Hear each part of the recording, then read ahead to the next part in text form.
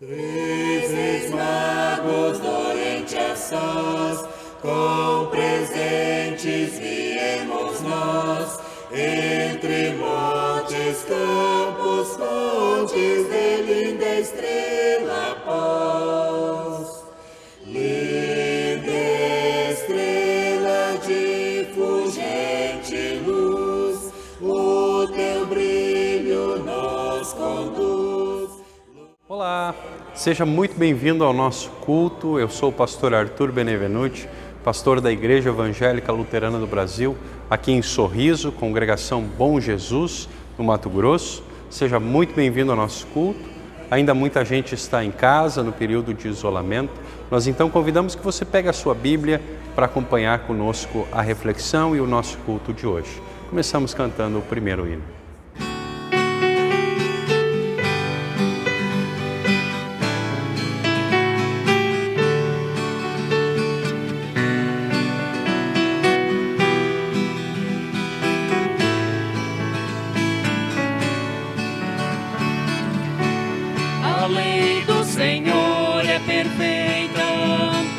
Restaura a alma, o testemunho do Senhor é fiel e dá sabedoria aos simples. São mais desejáveis do que o ouro depurado, são mais doces do que o mel e o destilar dos favos. Os preceitos do Senhor são retos e alegram o coração. O mandamento do Senhor é puro, ilumina os olhos. São mais desejáveis do que o ouro depurado, são mais doces do que o mel dos favos. O temor do Senhor é límpido e permanece para sempre. Os juízos do Senhor são verdadeiros e todos igualmente justos. São mais desejáveis do que o ouro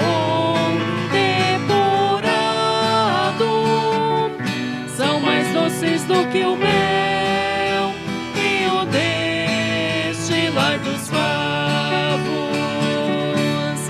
As palavras dos meus lábios e o meditar do meu coração sejam agradáveis na tua presença, ó Senhor.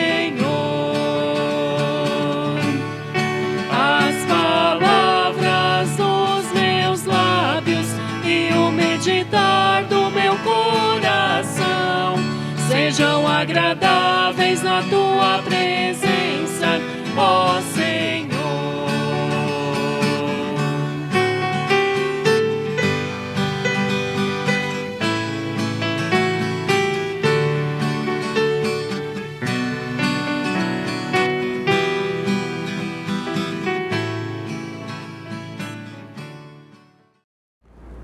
Este momento acontece em nome do Pai, do Filho e do Espírito Santo, e nós lemos o Evangelho de Lucas, capítulo 2, do versículo 41 até o versículo 52, texto que diz: Todos os anos os pais de Jesus iam a Jerusalém para a festa da Páscoa. Quando Jesus tinha 12 anos, eles foram à festa conforme o seu costume. Depois que a festa acabou, eles começaram a viagem de volta para casa. Mas Jesus tinha ficado em Jerusalém e os seus pais não sabiam disso. Eles pensavam que Jesus estivesse no grupo de pessoas que vinha voltando e por isso viajaram o dia todo. Então começaram a procurá-lo entre os parentes e amigos. Como não o encontraram, voltaram a Jerusalém para procurá-lo. 3 dias depois encontraram o menino num dos pátios do templo, sentado no meio dos mestres da lei, ouvindo-os e fazendo perguntas a eles. Todos os que o ouviam estavam muito admirados com a sua inteligência e com as respostas que dava. Quando os pais viram o menino, também ficaram admirados. E a sua mãe lhe disse: Meu filho, por que você foi fazer isso conosco? O seu pai e eu estávamos muito aflitos procurando você. Jesus respondeu: Por que vocês estavam me procurando? Não sabiam que eu devia estar na casa do meu pai? Mas eles não entenderam o que ele disse. Então Jesus voltou com os seus pais para Nazaré e continuava a ser obediente a eles. E a sua mãe guardava tudo isso no coração. Conforme crescia, Jesus ia crescendo também em sabedoria, e tanto Deus como as pessoas gostavam cada vez mais dele. Creio em Deus Pai Todo-Poderoso, Criador do céu e da terra, e em Jesus Cristo, seu único Filho, nosso Senhor, o qual foi concebido pelo Espírito Santo, da Santa Virgem Maria, padeceu sob Pôncio Pilatos, foi crucificado, morto e sepultado. Desceu ao inferno, no terceiro dia ressuscitou os mortos. Subiu aos céus e está sentado à direita de Deus Pai Todo-Poderoso, donde ele via julgar os vivos e os mortos. Creio no Espírito Santo, na Santa Igreja Cristã, a comunhão dos santos, a remissão dos pecados, na ressurreição da carne e na vida eterna. Amém.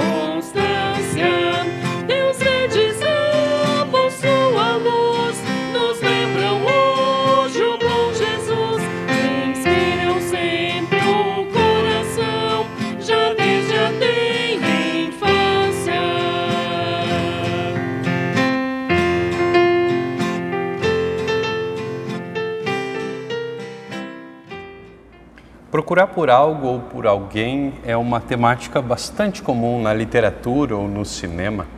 Eu lembro que quando eu era criança eu tinha alguns livros de uma série chamada Onde Está o Wally? E o objetivo era que o leitor ou aquele que tivesse o livro procurasse nas figuras, nas imagens do livro, o personagem chamado Wally. Muito mais recentemente tem um outro filme chamado Procurando Nemo, em que o pai do Nemo procura o seu filho durante todo o filme. Aliás, na vida real, nós também estamos sempre em busca de alguém ou de alguma coisa. Dias atrás, um menino chamado Heitor, de 2 anos, desapareceu e virou notícia. Graças a Deus ele foi encontrado 3 dias depois.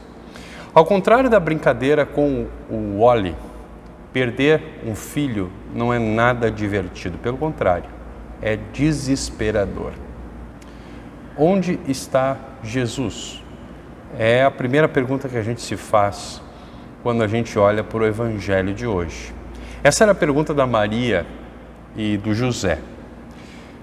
Essa é uma busca, procurar um filho perdido, que toma proporções gigantescas para qualquer pai ou mãe que enfrenta uma situação que ninguém quer cogitar, meu filho está perdido. Imagina só. E pior, um menino de 12 anos, menino do interior, na maior cidade que a sua família já havia ouvido falar. Em uma época de muito movimento, a época de mais movimento do ano. É como procurar uma agulha em um palheiro. E quando isso aconteceu? Quando ele se perdeu, ele pode ter se perdido em qualquer lugar, em qualquer momento da viagem, ao longo do dia inteiro de viagem. Talvez a gente ouça essa história e a gente avalie Maria e José de uma forma do tipo, que pais mais relapsos. Vão se dar conta que perderam o filho um dia depois. Mas é importante que a gente saiba que Jesus não se perdeu da sua família, mas ele não estava no grupo de adolescentes que viajava junto em uma caravana maior, que era formada por grupos distintos, grupos dos homens que viajavam juntos, das mulheres, das crianças, dos adolescentes. Assim é muito mais fácil de alguém se perder. Mas era assim que normalmente as pessoas viajavam no primeiro século. Acontecia todo ano essa viagem, mas esse ano foi diferente. Algo comum para você ouvir essa frase?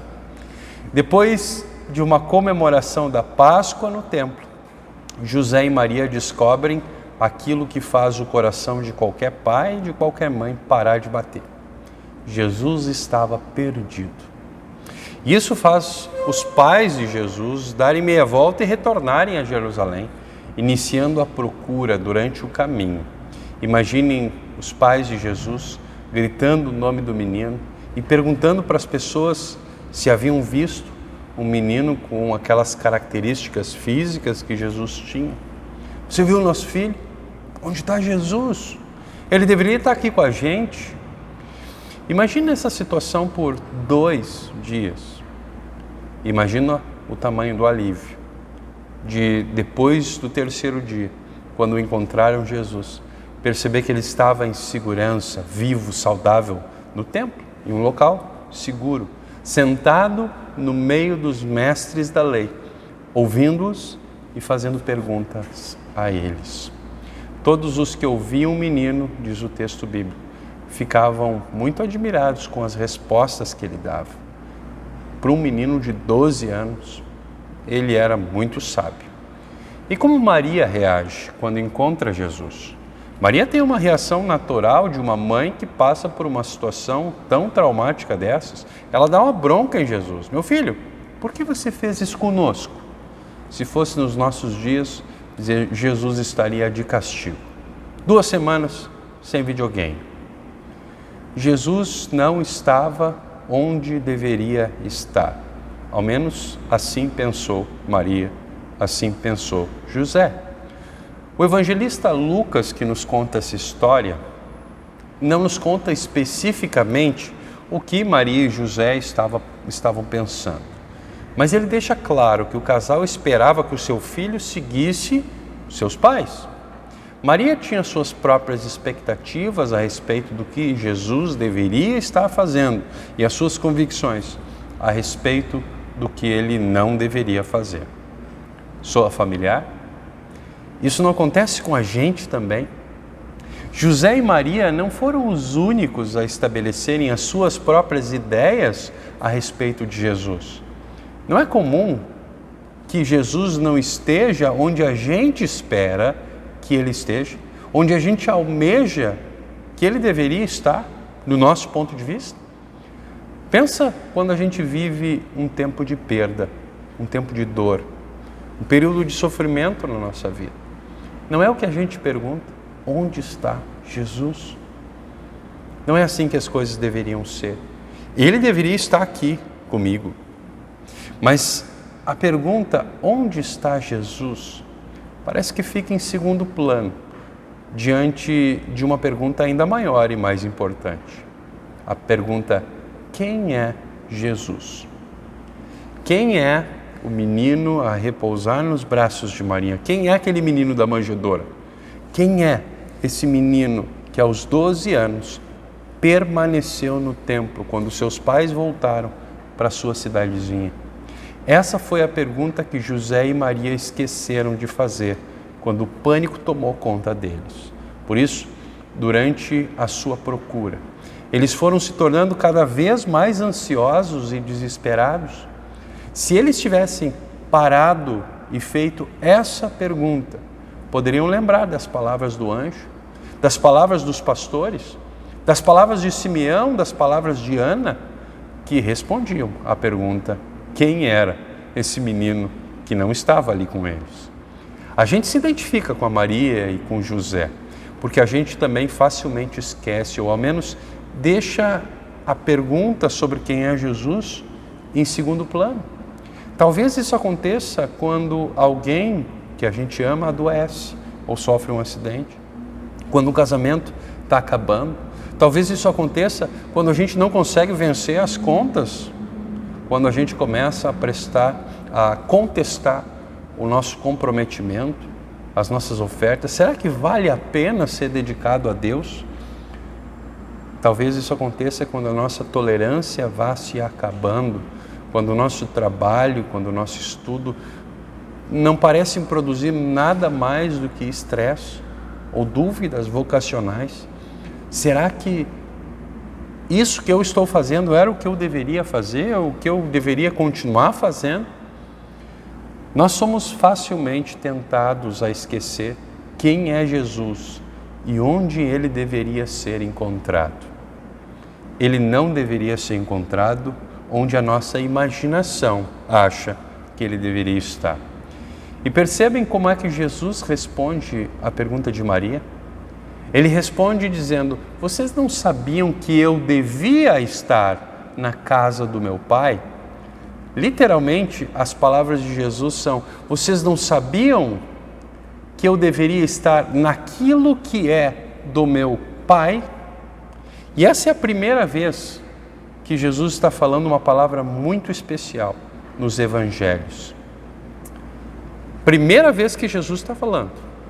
E ele fala a respeito do que é necessário que ele faça. Essa expressão que Jesus usa é importantíssima nos evangelhos. Quando Jesus usa essa expressão, é necessário, ele sempre se refere a algo que é preciso ser feito e que só ele pode fazer, com vistas à salvação da humanidade. Essa é a palavra que responde quem é Jesus e onde ele deve estar. Outras vezes que Jesus usa essa expressão, por exemplo, capítulos depois, quando ele diz que é necessário que eu pregue o evangelho do reino, pois foi para isso que eu fui enviado. Depois Jesus diz: vamos para Jerusalém, onde é necessário que o Filho do Homem sofra, seja rejeitado, seja morto, ressuscite no terceiro dia. Por isso, quando ele pergunta: vocês não sabiam que eu deveria estar aqui onde eu estou? Ele leva José e Maria a pensar sobre isso. Onde estava Jesus? Vocês, José e Maria, não sabiam que eu devia estar nas coisas do meu Pai? Logo vocês, José e Maria, vocês que receberam as visitas de anjos, de pastores, que ouviram Simeão e Ana falando a meu respeito. E essa frase não é arrogante ou mal educada, mas é uma frase no texto original bastante polida, bastante educada. Eles, os anjos, os pastores, os visitantes do Oriente, Simeão, Ana, não disseram quem eu sou? Vocês não sabiam, José e Maria? José e Maria sabiam mais sobre Jesus do que qualquer pessoa na face da terra. Diferente daquilo que José e Maria estavam pensando, Jesus nunca esteve perdido. Ele estava exatamente onde deveria estar. Ele nunca esteve onde não deveria estar. Ele é o Filho de Deus e sempre esteve em sintonia com o seu Pai, sempre esteve naquilo que é do seu Pai, na tarefa que o seu Pai lhe deu. E essa tarefa é resgatar o perdido, que somos você e eu. Nós sabemos muito a respeito de Jesus, mas isso não resolve completamente o nosso problema. Pelo contrário, isso pode fazer parte do problema, quando nós somos tentados a usar Jesus para alcançar os nossos objetivos próprios. Usar Jesus para a nossa própria agenda. Aquele menino de 12 anos retornaria ao templo de Jerusalém 21 anos depois. E esse retorno era um retorno necessário. Esse menino seria identificado como o Cordeiro de Deus, sem culpa, enviado para ser sacrificado pelos culpados, fazendo com que o Pai perdoasse o nosso pecado. Esse era o plano do Pai. A obra de Jesus, o seu sacrifício, foi um sacrifício necessário para a nossa salvação. Vocês não sabiam que eu devia estar naquilo que é do meu Pai? É necessário que eu permaneça naquilo que é do meu Pai, no plano do meu Pai. Aquilo que era necessário fazer para a nossa salvação já foi feito. Nada mais precisa ser feito. Assim Deus nos encontra, nos restaura, nos perdoa, nos salva, nos ama e nos envia. Essas são as coisas do meu Pai. E nós somos sempre os objetos do seu amor, do seu cuidado, do seu reino, das suas coisas, do seu plano. Onde está Jesus? Onde está Jesus hoje? Hoje Ele está na sua palavra, Ele está no batismo, Ele está na Santa Ceia.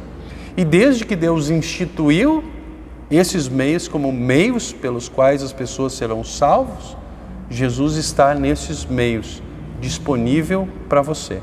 E Ele vai ficar disponível para você até terminar o tempo da graça.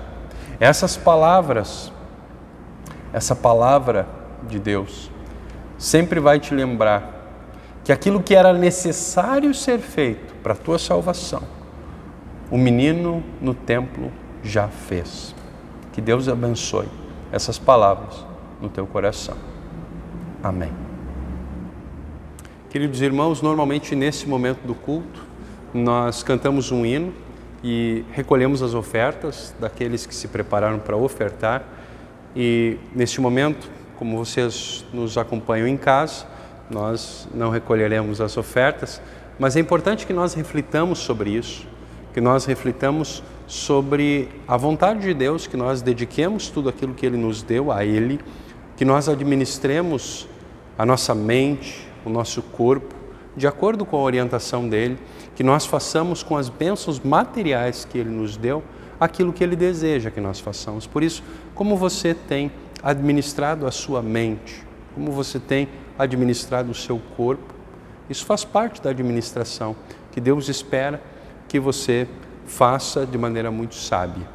Por isso, incentivamos aqueles que não tiveram a sua renda prejudicada nesse período de pandemia a continuarem ofertando de maneira dedicada, e aqueles que estiverem com a sua renda prejudicada, estiverem passando por dificuldade, nos procurem como igreja, que nós queremos ajudar.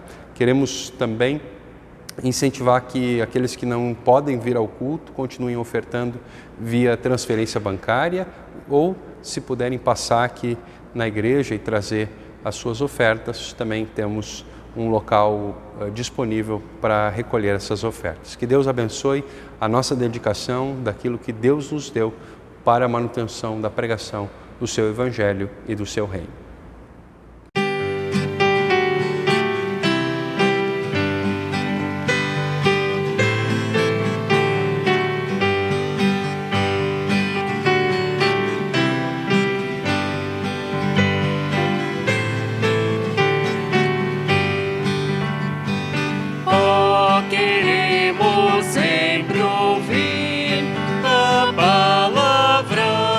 Senhor, em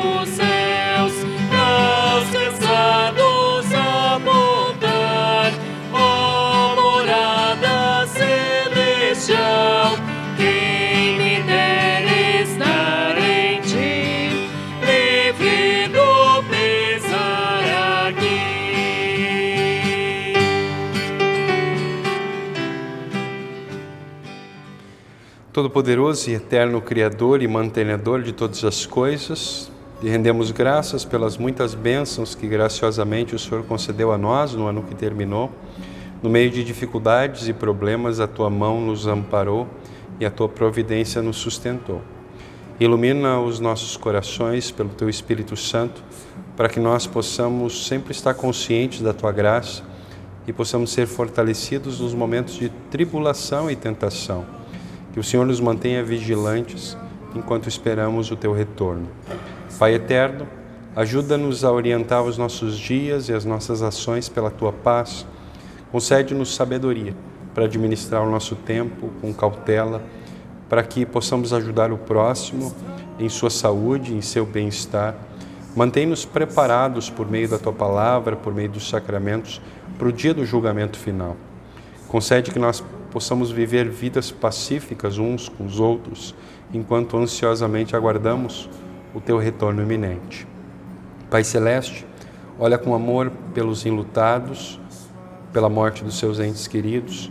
Concede a todos os enlutados coragem para caminhar por fé, até o dia em que poderão se reencontrar com aqueles que faleceram, crendo no Teu Filho. Sob os Teus cuidados, colocamos aqueles que estão doentes ou passando por aflições, que o Senhor possa os conceder cura. Tu que és a força aos fracos e consola aos que sofrem, ouve de maneira misericordiosa as nossas orações, concede ao doente, ao sofredor, a Tua paz e a Tua consolação. Assegura-lhes da Tua misericórdia, conforta-os com a garantia da Tua bondade, guarda-os das tentações do maligno, concede-lhes paciência em toda a tribulação, de acordo com a Tua boa vontade. Restaura-lhes a saúde, ou então concede-lhes a graça suficiente para que possam enfrentar as suas aflições. Querido Deus da graça e da glória, nós colocamos as nossas vidas nas Tuas mãos, pedindo que o Senhor nos motive a prosseguirmos nessa vida até alcançarmos o nosso descanso. E quando a nossa hora chegar, sustenta-nos pelo Teu poder, recebe-nos no Teu reino celestial que não tem fim. Por Cristo, Teu Filho, nosso Senhor. Amém. Pai nosso que estás nos céus, santificado seja o Teu nome. Venha o Teu reino. Seja feita a Tua vontade, assim na terra como no céu. O pão nosso de cada dia nos dá hoje, e perdoa-nos as nossas dívidas, assim como nós também perdoamos aos nossos devedores. E não nos deixes cair em tentação, mas livra-nos do mal, pois Teu é o reino, o poder e a glória para sempre. Amém. Recebe a bênção do Senhor, que o Senhor te abençoe e te guarde, que o Senhor te trate com bondade e misericórdia, que o Senhor olhe para ti com amor e te dê a sua paz. Amém. Durante esse período de férias, estamos focando o nosso trabalho em visitas pastorais, por isso incentivamos os nossos membros, especialmente aqueles que ainda não receberam as visitas dos nossos pastores, a entrarem em contato conosco e nos auxiliarem na marcação dessas visitas que nós desejamos fazer. Na próxima quinta-feira, dia 7 de janeiro, teremos às 19 horas estudo da profissão de fé aqui na nossa igreja. No próximo sábado, 18h30, estaremos divulgando e publicando nas nossas redes sociais a nossa programação, o nosso culto da próxima semana. E no próximo domingo, dia 10 de janeiro de 2021, estaremos às 8 horas da manhã com culto presencial aqui na Congregação Bom Jesus de Sorriso, Mato Grosso. Muito obrigado a você que nos acompanhou até aqui. Incentivamos que você curta, compartilhe esse material para que a Palavra de Deus alcance ainda mais gente. Esperamos que você acompanhe a nossa programação numa próxima oportunidade. Agradecemos também a todos aqueles que contribuíram para colocar no ar essa programação. Que Deus abençoe a sua semana. Até a próxima.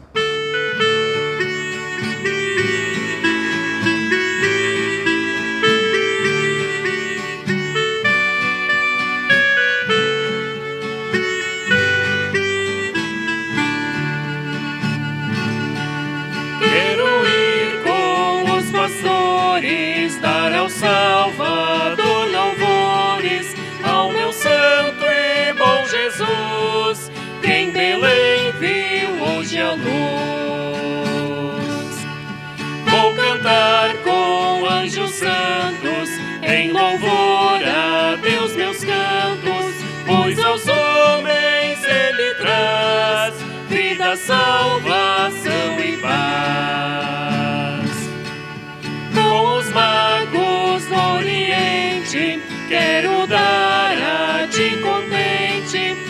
mais caro que tiver, minha vida deve ser.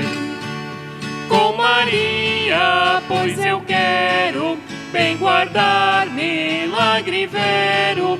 Deus o mundo tanto amou, que seu Filho enviou.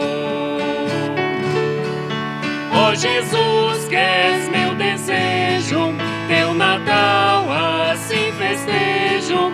Entra no meu coração, faze nele habitação.